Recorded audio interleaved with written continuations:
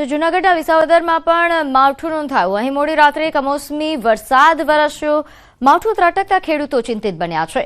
ઘઉં અને ચોળા પાકમાં નુકસાનની ભીતિ છે। તુવેરના પાકને પણ મોટી અસર થઈ શકે છે। ગ્રામ્ય વિસ્તારોમાં વરસાદી ઝાપટા પડવા હોવાથી ચિંતા વધી છે।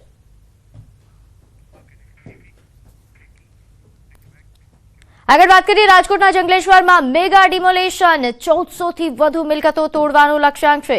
રાજકોટના ઇતિહાસનું આ સૌથી મોટું ડિમોલેશન છે। અત્યાર સુધી 732 મિલકતો સ્વેચ્છાએ ખાલી કરવામાં આવી છે। તો સવારે 7 વાગ્યાથી ડિમોલેશનની કામગીરી શરૂ થઈ। ચુસ્ત પોલીસ બંદોબસ્ત વચ્ચે ડિમોલેશનની કામગીરી શરૂ કરવામાં આવી। જંગલેશ્વર ડિમોલેશન વિસ્તારને 7 ઝોનમાં વહેંચવામાં આવ્યો છે। દરેક ઝોનમાં વર્ગ 1 અધિકારી, તકનીકી સ્ટાફ, સુપરવાઇઝર, ફિલ્ડ કર્મચારીઓની નિમણૂક કરવામાં આવી છે। આ ઉપરાંત 64 થી વધુ JCB, 90 tractor, 7 Hitachi machine, 50 breaker તેમજ 42 જેટલા ગેસ કટર અને 14 ડમ્પર સહિત 260 થી વધુ મશીનો સાથે રાખીને ડિમોલેશનની કામગીરી શરૂ થઈ। તો મહાનગરપાલિકા દ્વારા વિશેષ કંટ્રોલ રૂમ દ્વારા કામગીરીનું સતત મોનિટરિંગ કરવામાં આવી રહ્યું છે। સાથે 25 ડ્રોન કેમેરા અને 30 વોકી ટોકી સેટ દ્વારા સ્થળ પર ચાંપતી નજર રખાઈ રહી છે। તો રાજકોટના ઇતિહાસનું આ સૌથી મોટું ડિમોલેશન। અત્યાર સુધીમાં 732 થી પણ વધુ મિલકતો કે જેનું ડિમોલેશન કરવામાં આવ્યું, દબાણ દૂર કરવામાં આવ્યું। 1400 થી વધુ મિલકતો પર બુલડોઝર ફરશે તેવા પ્રકારનું લક્ષ્યાંક છે। ઘણી એવી મિલકતો છે જેને સ્વેચ્છાએ લોકો ખાલી કરી છે અને હવે ત્યાં ડિમોલેશનની કામગીરી થઈ રહી છે। ચુસ્ત પોલીસ બંદોબસ્ત વચ્ચે આ ડિમોલેશનની કામગીરી કરવામાં આવી રહી છે। ખાસ કરીને જો વાત કરવામાં આવે તમામ પ્રકારના ટેકનિકલ સપોર્ટની પણ મદદ લેવાઈ રહી છે। સાથે તમામ જે આધુનિક મશીનો સાથે આ ડિમોલેશનની કામગીરી શરૂ કરવામાં આવી। ના ઇતિહાસનું સૌથી મોટું ડિમોલેશન અત્યારે જંગલેશ્વર ખાતે થઈ રહ્યું છે। અહીંયા 1400 થી પણ વધુ બાંધકામ છે આજે તોડી પાડવામાં આવશે। અત્યારે પણ આ કામગીરી છે તે હાથ ધરવામાં આવી રહી છે। આપ દ્રશ્યોમાં પણ જોઈ શકો છો કે જે રીતે આ બાંધકામ છે, આ દુકાન છે, દુકાનને અહીંથી જેસીબીની મદદથી જે છે એ તોડી પાડવામાં આવી રહ્યું છે। ખાસ કરીને જે રીતના વાત કરવામાં આવે તો હાલ જે રાજકોટ શહેર છે ત્યાં છેલ્લા 3 મહિના જેટલા સમયથી આજે સ્થાનિક લોકો છે તેમને નોટિસ આપવાની કામગીરી હાથ ધરવામાં આવી હતી। અંતિમ નોટિસ છે તે 2 દિવસ પહેલા આપવામાં આવી હતી અને હાલ જે રીતના વાત કરવામાં આવે તો છેલ્લી 48 કલાકથી સ્થાનિક લોકોને સતત સમજાવવાના પ્રયાસો હાથ ધરવામાં આવ્યા હતા। તેઓ આ જે છે બાંધકામ જે ખાલી કરે 1400 માંથી 1000 થી પણ વધુ લોકો છે તેમને જે છે બાંધકામો દૂર કરી જે લોકો છે તેમને સ્વેચ્છાએ મકાન ખાલી કર્યા છે। અત્યારે 64 થી વધુ જેસીબી, 90 થી વધુ tractor, 7 Hitachi machine, 5 breaker, 45 gas cutter machine, 14 dumper તેમજ 260 થી વધુ મશીનરી દ્વારા આ જે છે આ કામગીરી હાથ ધરવામાં આવી રહી છે। ખાસ કરીને જે રીતના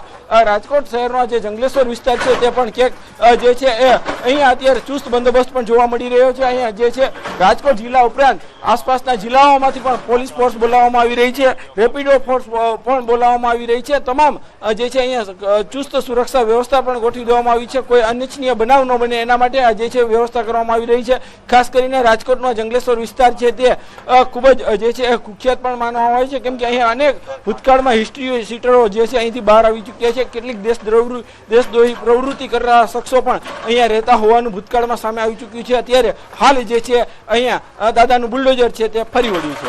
હાર્દિક જોશી, ન્યૂઝ 18 ગુજરાતી, રાજકોટ। તો રાજકોટ પોલીસ અને પીજીવીસીએલની મોટી કાર્યવાહી સામે આવી। પોલીસ અને પીજીવીસીએલ દ્વારા સર્ચ ઓપરેશન કરવામાં આવ્યું। ગુનેગારોના રહેણાંક મકાનમાં દરોડા પાડવામાં આવ્યા। 8 ગુનેગારોના રહેણાંક મકાનમાં સર્ચ ઓપરેશન હાથ ધરાયું। એસપી સહિત ઉચ્ચ અધિકારીઓ દ્વારા ડ્રોન કેમેરા દ્વારા સમગ્ર ઓપરેશન પર નજર રાખવામાં આવી। કુલ 74 જેટલા ગેરકાયદેસર વીજ જોડાણ મળી આવતા તેને કાપવામાં આવ્યા તેમજ 68.6 લાખનો દંડ પણ ફટકારવામાં આવ્યો।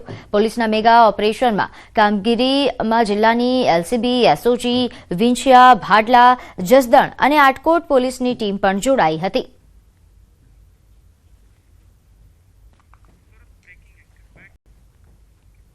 તો સુરતમાં અસામાજિક તત્વોનો આતંક વધી રહ્યો છે। વિદ્યાર્થીઓને ધમકાવી પૈસા પડાવ્યાનો મામલો સામે આવ્યો છે। વિદ્યાર્થીઓને ધમકાવી બળજબરીથી પૈસા પડાવ્યા। ઘટના સામે આવતા પોલીસે કાર્યવાહી કરી। બાતમીના આધારે પોલીસે 3 આરોપીઓની ધરપકડ કરી છે। પોલીસે આરોપી સામે ગુનો નોંધી વધુ કાર્યવાહી હાથ ધરી। અહીં વાલીઓએ આરોપી ઝડપાઈ જતા રાહતનો શ્વાસ લીધો। ઘટનાને લઈ શાળા અને કોલેજ આસપાસ પેટ્રોલિંગ અને સર્વેલન્સ વધારવામાં આવ્યું। તો આ 3 જેટલા આરોપીઓ કે જેમને પોલીસે ઝડપી પાડ્યા છે, આ આરોપીઓ દ્વારા વિદ્યાર્થીઓને ધમકાવીને બળજબરીપૂર્વક તેમની પાસેથી પૈસા પડાવવામાં આવતા હતા। ત્યારે આ પ્રકારની પ્રવૃત્તિઓ વધતા હવે પોલીસે પેટ્રોલિંગ પણ વધાર્યું છે। આગળ વાત કરીએ, કલાકાર દેવ પગલીનો વિડીયો વાયરલ થયો છે। સાધુ પર આફત સમયે સમાજે ભેગા થવા માટે તેમણે આહ્વાન કર્યું। સનાતન ધર્મની રક્ષા કરવા માટે તેઓ આહ્વાન કરતા નજરે પડ્યા। ઇન્દ્ર ભારતી બાપુના સમર્થનમાં સમાજને હિન્દુ સનાતન અંગે જાગૃતિ અંગે તેમણે આ દાવો કર્યા હોવાનું કહ્યું। સમાજના સમૂહ લગ્નમાં તેમણે આ વાત કરી હતી, જેનો એક વિડીયો વાયરલ થઈ રહ્યો છે। કે જ્યારે જ્યારે સાધુ સંત ઉપર કે આપણા સમાજ ઉપર કોઈ પણ આફત આવે તો કોઈ આવે કે ના આવે પણ આપણો સમાજ ભેગો થાજો। એ હિન્દુઓ જાગ જાઓ રે, સનાતન ધર્મ की रक्षा करो। કીર્તિ પટેલની ધરપકડ બાદ પણ તેને કોઈ શરમ ન હોય તેવા દ્રશ્યો જોવા મળ્યા। પોલીસ લઈ જઈ રહી હતી તે દરમિયાન કીર્તિ પટેલ હસતી જોવા મળી, મીડિયા સમક્ષ હાથ હલાવતી જોવા મળી। કીર્તિ સાથે બેઠેલા પોલીસ કર્મીઓ પણ તેની સાથે હસતા નજરે પડ્યા। કીર્તિ અને પોલીસ કર્મી પોલીસ વાનમાં હસતા હોય તેવા દ્રશ્યો કેમેરામાં કેદ થયા।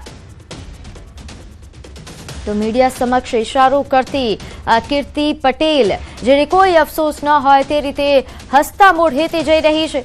આ બેશરમી કીર્તિ પટેલની જે કેમેરામાં કેદ થઈ છે અને ઘણા સવાલો પણ ઉઠાવી રહી છે। આ રીતે પોલીસ વાનમાં પોલીસ સાથે હસતી કીર્તિ પટેલને લઈને ઘણા સવાલો ઉઠી રહ્યા છે।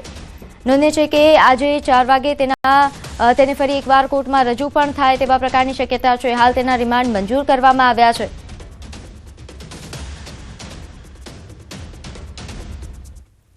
તો સાવરકુંડલા તાલુકાના દેતડ ગામે લોકોએ બેફામ દારૂના વેચાણથી તેઓ ત્રાસી ગયા છે। કંટાળેલા સ્થાનિકોએ સાવરકુંડલા રૂરલ પોલીસ સ્ટેશનનો ઘેરાવ કર્યો। ગામમાં વધી રહેલા દારૂના વેપારના કારણે બહેનો અને દીકરીઓ માટે બહાર નીકળવું મુશ્કેલ બન્યું છે।